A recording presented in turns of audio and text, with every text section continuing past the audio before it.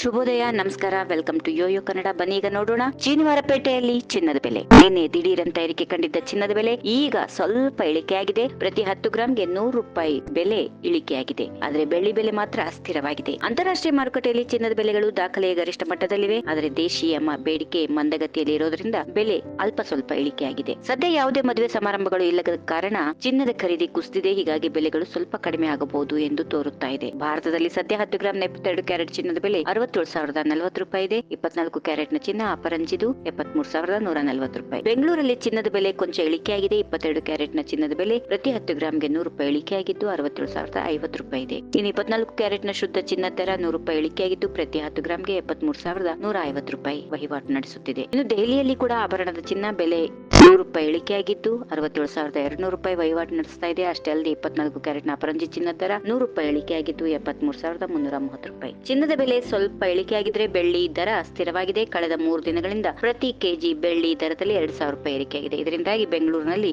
ಬೆಳ್ಳಿ ಬೆಲೆ ಪ್ರತಿ ಕೆಜಿಗೆ 91,500 ರೂಪಾಯಿ ಮಾರಾಟ ಆಗ್ತಾ ಇದೆ. ದೆಹಲಿಯಲ್ಲಿ ಪ್ರತಿ ಕೆಜಿ ಬೆಳ್ಳಿಗೆ 86,500 ರೂಪಾಯಿ ಇದೆ. RBI ಬಡ್ಡಿ ದರಗಳು, ಫೆಡ್ ಬಡ್ಡಿ ದರದಂತಹ ಅಂಶಗಳು ಬಂಗಾರದ ಬೆಲೆಯ ಏರಿಳಿತಕ್ಕೆ ಕಾರಣವಾಗುತ್ತವೆ ಎಂದು ತಜ್ಞರು ಹೇಳುತ್ತಾರೆ. ಈ ವಿಡಿಯೋ ನಿಮಗೆ ಇಷ್ಟವಾದಲ್ಲಿ ಲೈಕ್ ಮಾಡಿ, ಶೇರ್ ಮಾಡಿ, ಸಬ್ಸ್ಕ್ರೈಬ್ ಮಾಡಿ.